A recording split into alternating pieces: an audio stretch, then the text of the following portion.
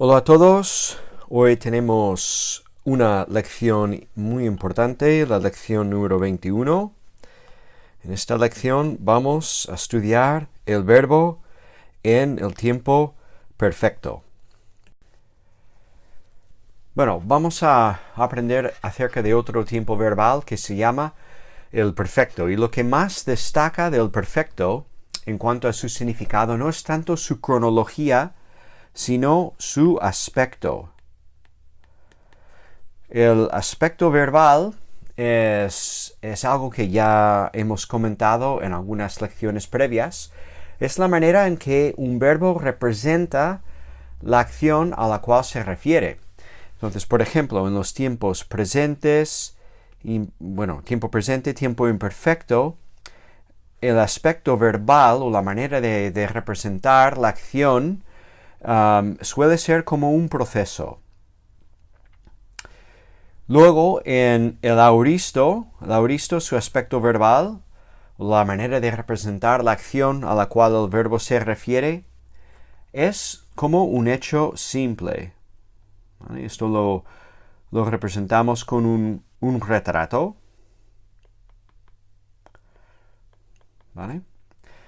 Ahora pasamos al tiempo perfecto. Y el perfecto, a diferencia del presente, del imperfecto y del auristo, expresa una acción ya realizada o terminada en el pasado, una acción realizada o terminada en el pasado que tiene consecuencias que se experimentan o permanecen en el presente.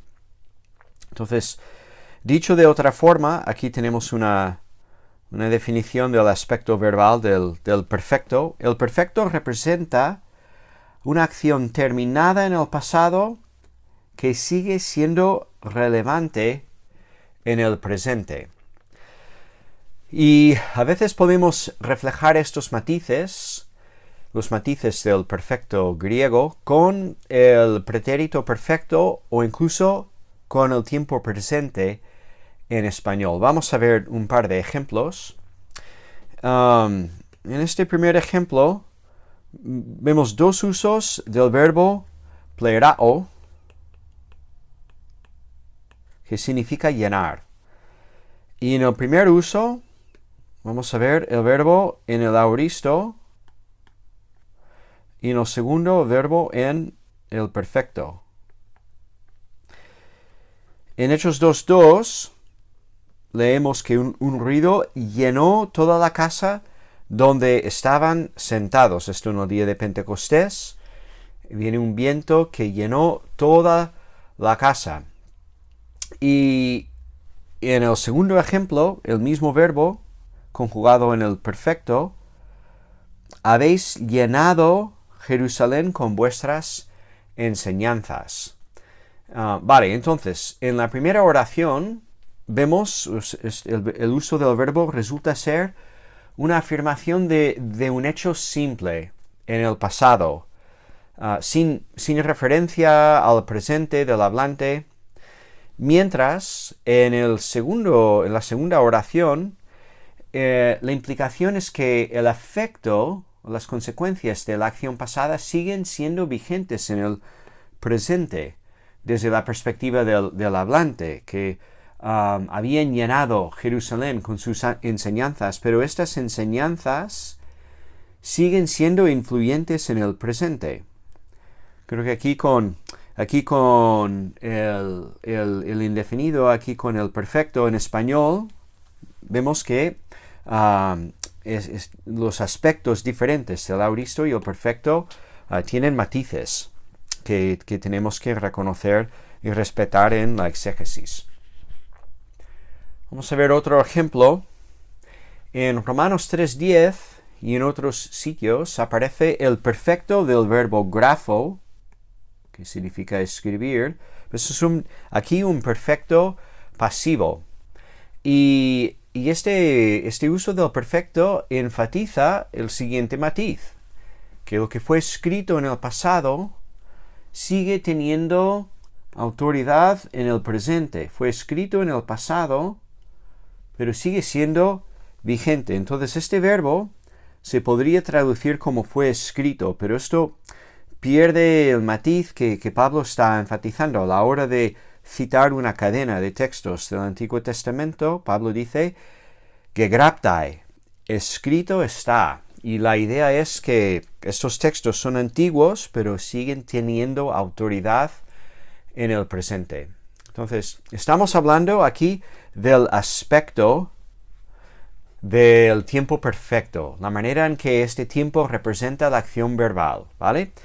La idea es una acción terminada en el pasado que sigue siendo relevante en el presente. Y veremos que realmente el aspecto del perfecto es importante para la exégesis.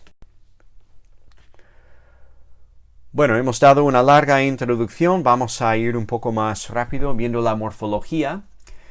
Como en los tiempos aoristo y futuro, el perfecto tiene formas débiles y fuertes. Primero vamos a ver el perfecto débil, que es mucho más común. La mayoría de los verbos perfectos aparecen con formas débiles. Y la morfología incluye el tema temporal número 4, ¿vale? Los temas temporales, recordamos que son 6, recordamos que son el presente activo, el futuro activo, el aoristo activo, el perfecto activo, el perfecto medio pasivo y el aoristo pasivo. Hemos visto la primera, la segunda, la tercera y la sexta, perdona. La cuarta y la quinta vamos a ver en esta lección. Entonces, en los libros de gramática griega aparecen muchas veces verbos, una lista de verbos conjugados en estas formas para que podamos ver sus temas temporales. El tema temporal número 4 incluye la reduplicación. Ya explicaremos lo que es esto. Es la duplicación de alguna letra o letras al principio de la palabra. Tema, o como la forma más básica del verbo, más el añadido de esta característica temporal kappa alfa, ¿vale? Y esto igual te suena que en el aoristo, en este tema temporal, añadimos sigma alfa y aquí kappa alfa. Y vamos a ver que se producen cambios muy, muy parecidos en las formas del perfecto, como parecidos a las formas del aoristo. Y las desinencias son las primarias activas. Pasamos a ver el paradigma. Y aquí podemos percibir lo que es la reduplicación, ¿vale? Entonces el tema o la forma más básica del verbo lu, está aquí, ¿vale? ¿Qué pasa? Se duplica esta primera letra, la lambda, se duplica. Ahora hay 2 lambdas, ¿vale? Y como al principio de una palabra 2 lambdas pues no quedan bien, pues se injerta una vocal, una epsilon, ¿vale? Y veremos que esto es una forma muy común de reduplicación. Entonces, la forma tiene al principio lelu más la característica temporal que es la kappa alfa. Y esto nos recuerda al aoristo. Estas formas que vimos del aoristo, ¿vale? Aquí, en el aoristo, sigma alfa, sigma aquí cambia a epsilon en tercera persona singular, pues aquí en el perfecto igual, kappa alfa, luego kappa epsilon, un cambio en la tercera persona singular. Y después, también observar que como en el aoristo, la primera persona singular no tiene desinencia, igual que en el aoristo. Hemos comentado el cambio de alfa a epsilon en tercera persona. Y la desinencia de la tercera persona plural, técnicamente, es nsi. Pero como pasa a menudo, la nu desaparece o se pierde en la forma conjugada y nos quedamos con lelucasi. Aquí tenemos este paradigma del perfecto activo indicativo. Leluca, lelucas, leluque, lelucamen, lelucate, lelucasi. Comentemos unos detalles morfológicos. Estos son importantes de tener en cuenta. Tenemos que saber reconocer algunos cambios que se producen primero a la hora de realizar la reduplicación. O sea, la forma más común de realizar la reduplicación es consonantal.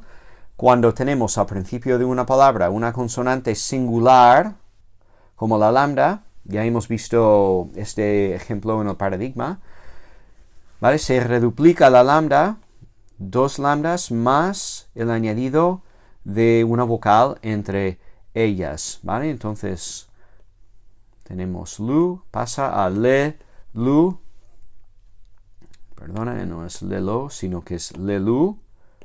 Este es el tema temporal número 4 del perfecto. ¿Qué pasa cuando la consonante al principio de la palabra es muda, frictiva? Eso quiere decir que de alguna manera a la hora de pronunciar esa consonante hay una pequeña fricción en la boca, como en el caso de fi o ji o zeta. Pues la consonante duplicada que se añade al principio de la palabra simplemente es la versión, digamos, fuerte de la consonante frictiva. Fi pasa a ser pi, ji pasa a ser kappa y zeta pasa a ser tau, ¿vale? Entonces, en el ejemplo de faneró, tenemos aquí la consonante inicial, la fi, se duplica no en forma de otra fi, sino una pi. Y se añade, igual que lo que vimos en luo, se añade una epsilon entre las dos consonantes. Entonces la forma final de este verbo perfecto es pefaneroca, ¿vale? Fijaos que en ambos casos aquí se ha añadido una sílaba al principio de una palabra. No solamente una consonante, sino una consonante más una vocal que igual a una sílaba. Leluca, pefaneroca. Otro caso, los verbos compuestos, que son verbos que tienen pues el verbo más un prefijo preposicional, katabaino, que es uno que ya hemos visto, pues la reduplicación no se produce al principio de la palabra, sino en medio donde empieza la parte verbal, digamos. Entonces, katabaino en el perfecto pasa a ser katabebeka. Aquí tenemos el añadido de una sílaba que consiste en la reduplicación o la duplicación de la primera consonante más el añadido de la vocal epsilon. Y hay un caso más que tenemos que tener en cuenta, y esto se llama, si leemos en griego para Sancho, lo llaman reduplicación ática, ¿vale? El nombre no es tan importante como la realidad que cuando algunos verbos que empiezan con alfa, epsilon o con omicron, se duplican las primeras 2 letras del verbo, ¿vale? Seguidas por la que era la vocal inicial pero alargada, ¿vale? Entonces, en el caso de egeiro, ¿vale? Tenemos al principio aquí una epsilon, y lo que se va a reduplicar no es la epsilon sola, sino la epsilon y la gamma, ¿vale? Aquí tenemos la epsilon y la gamma duplicadas, y la epsilon y la gamma iniciales están aquí, pero esta epsilon inicial se ha alargado a una eta, ¿vale? De modo que egeiro en el perfecto pasa a ser egegerka. Vale, entonces, también la reduplicación tiene formas consonánticas, es decir, que se duplican consonantes, pero también tiene formas vocálicas. Y en la reduplicación vocálica se antepone una épsilon delante del verbo en dos casos. Los verbos que empiezan por estas consonantes, la z, xi, psi, en el caso de zeteo, por ejemplo, zeteo, etcétera, se antepone una épsilon. Eso es como el aumento, ¿vale? Se parece mucho al aumento. Luego, en verbos que empiezan por una vocal o un diptongo, también lo mismo, se añade una épsilon. Agapao, aquí se añade una épsilon. Egapeika es la forma del perfecto. Bien, esto morfológicamente es lo mismo que el aumento. El aumento que se produce en el imperfecto y en el auristo, ¿vale? Que es el añadido de una épsilon al principio de la palabra. No obstante, cuidado, porque la función es diferente.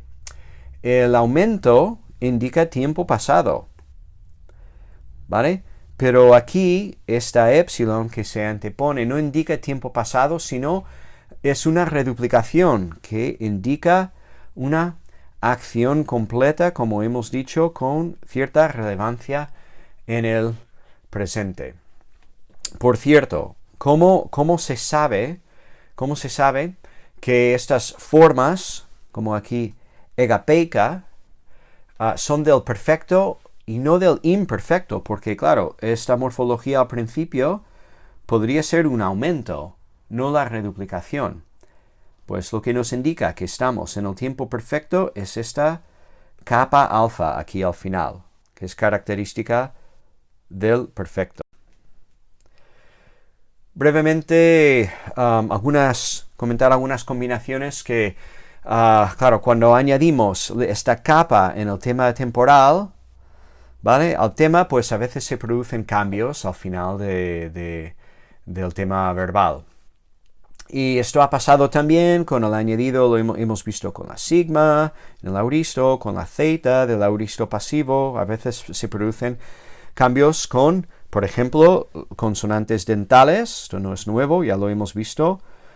Delta, zeta, tau y zeta, en este caso, más kappa, estas consonantes desaparecen y se queda ahí sola la kappa. Como por ejemplo en sod, zo, ¿vale? A la hora de conjugar eso como un perfecto, pasa a ser ses, aquí tenemos la reduplicación, ses, so, ka. La z desaparece y se queda sola ahí la kappa. En el caso de consonantes nasales, la nu, pues también se sustituye por la kappa o una gamma kappa. Y un ejemplo claro de esto en el verbo crino, juzgar. Cuando pasa al perfecto, kek, aquí tenemos la reduplicación, kek, kri, y ahora sin la nu, ka, que krika. ¿Vale? La kappa se queda ahí sola. También a veces en algunos verbos se añade una eta antes al tema antes de la kappa. Hamartano, pecar, conjugado en el tiempo perfecto. Gema, esta gema tiene la reduplicación, el añadido de una épsilon. Gemarteca, aquí se añade una eta, ¿vale? Y algo parecido en los verbos contractos, como hemos visto muchas veces, en agapao, poieo, plerao, pues la vocal de contracto se alarga delante de la característica temporal. Esto pasaba en el futuro pasaban el aoristo, a la hora de añadir una sigma, se alargaba la vocal aquí, al final del tema. Entonces estos verbos conjugados, egapeka, una forma que ya hemos visto, pepoyeika, ¿vale? La reduplicación, kappa alfa al final, y esta eita, ¿vale? La vocal de contracto alargada, y pepleroka, lo mismo. En mi opinión, os comento estos detalles, no tanto para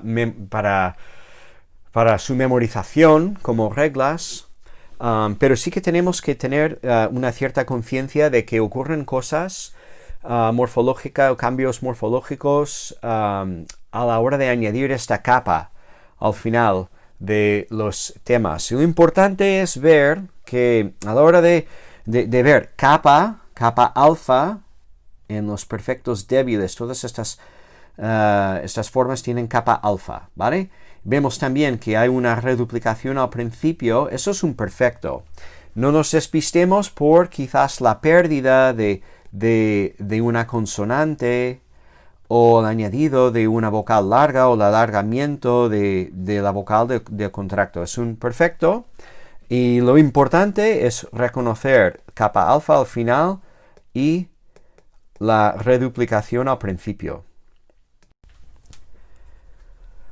Entonces, veamos rápidamente el perfecto fuerte. Los verbos en el Nuevo Testamento que tienen un perfecto fuerte no son muchos, pero son comunes, así que tenemos que tenerlos en cuenta.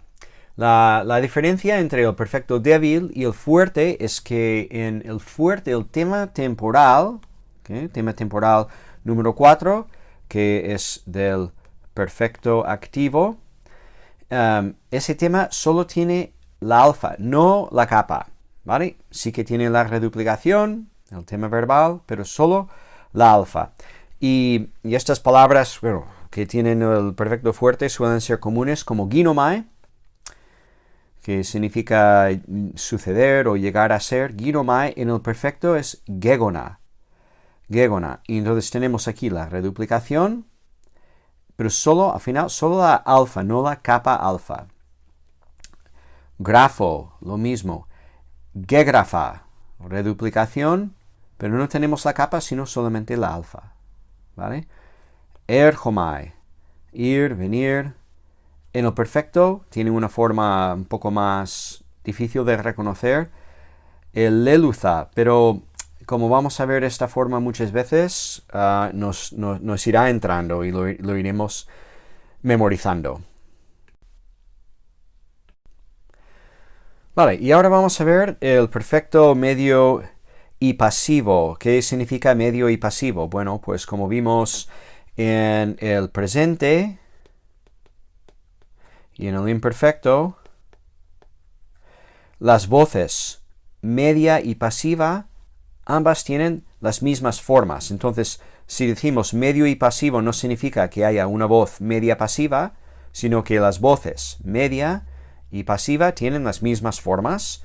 Como sabemos, si el verbo es medio o pasivo, pues depende del contexto. Entonces, el último tema temporal que tenemos que aprender, el número 5, es del perfecto medio y pasivo, ¿vale? Y tenemos en este tema solamente la reduplicación y el tema verbal. No hay ni alfa ni capa alfa. Las desinencias son las primarias, medias y pasivas.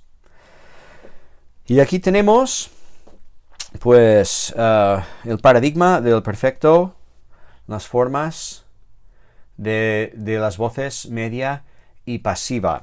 En los componentes, pues, tenemos la reduplicación, como vimos en las formas activas, ¿vale? El tema verbal. No hay vocal temática, no hay capa ni alfa. Directamente se juntan al final las desinencias primarias, medias y pasivas. Y aquí vemos, por fin, esta desinencia de la segunda persona singular, sai. ¿Okay? Comentamos cuando vimos el presente medio pasivo, lu, o, mai, lue, luetai. ¿Vale? Que dijimos aquí que se produce un cambio morfológico, que técnicamente esta terminación es sai. Y aquí lo vemos, ¿vale? Y de esas formas, entonces, lelumai, lelusai, lelutai, lelumetha, leluste, leluntai. Vale. ¿Qué es lo que más destaca de este paradigma? Pues tenemos dos cosas. Sabemos que estamos en el tiempo perfecto por la reduplicación, ¿vale? Pero hay otra pista que nos ayuda, algo que ocurre solamente en el perfecto medio y pasivo, es que no hay vocal de conexión, no hay vocal temática. Entonces, estas desinencias aparecen en sus formas completas. Así que a la hora de toparte con una palabra que tenga reduplicación y esta desinencia sai, su forma completa, ya sabes automáticamente que estás ante un perfecto medio pasivo. Bueno, pluscuamperfecto es como el perfecto en cuanto a su significado, pero un paso más removido en el pasado desde la perspectiva del hablante. El pluscuamperfecto echa la acción del perfecto más al pasado, digamos. ¿Sí? Es una acción pasada con consecuencias también en el pasado. Es más fácil quizás ilustrarlo con un ejemplo en Juan 11. Muchos de los judíos habían venido a Marta y María para consolarlas por su hermano. Y luego Juan relata que Marta salió al encuentro de Jesús y luego Jesús vino. Pero antes de que Marta saliera, que Jesús viniera, habían venido antes muchos judíos y aún estaban cuando, por ejemplo, Jesús llega a la tumba de Lázaro, ¿vale? Entonces es una acción pasada con consecuencias, pero también en el pasado, todo hecho un paso más hacia el pasado. El pluscuamperfecto no es común en el Nuevo Testamento, solo aparece 90 veces, de modo que no hará falta memorizar sus paradigmas, pero sí que es bueno saber que existe porque tarde o temprano lo vamos a encontrar. Su morfología, bueno, pues tenemos, es un pluscuamperfecto, así que emplea el tema temporal número 4 del perfecto. Tienen un aumento porque echa la acción al pasado, es lo que es la función del aumento. Tiene una vocal temática que es el diptongo ei y emplea las desinencias secundarias. Es como el imperfecto. Bien, vemos aquí el paradigma y bueno, se añade el aumento. Aquí tenemos el tema temporal número 4. No escapa alfa, sino que tenemos vocal temática, vocal de nexo, que es el diptongo ei, y se emplean las desinencias secundarias activas, porque es un tiempo secundario, ¿vale? También existe el pluscuamperfecto medio pasivo, pues tiene el aumento porque se echa la acción al pasado. Tema temporal 5 del perfecto medio pasivo, ¿vale? Porque estamos ante un perfecto, pluscuamperfecto medio pasivo. Y las desinencias son las secundarias medio pasivas. Aquí vemos el paradigma, ¿vale? Y bueno, lo dicho, tenemos aquí el aumento, tenemos la reduplicación del tema temporal y el añadido de las desinencias directamente al tema. Eso pluscuamperfecto medio pasivo. Una cosita más, pues el verbo oida es común en el Nuevo Testamento, aparece 321 veces y es un sinónimo del verbo ginosco. de saber, conocer. Tiene técnicamente formas perfectas, ¿vale? En esta columna. Y pluscuamperfectas, técnicamente. Pero sus significados son del presente y del imperfecto.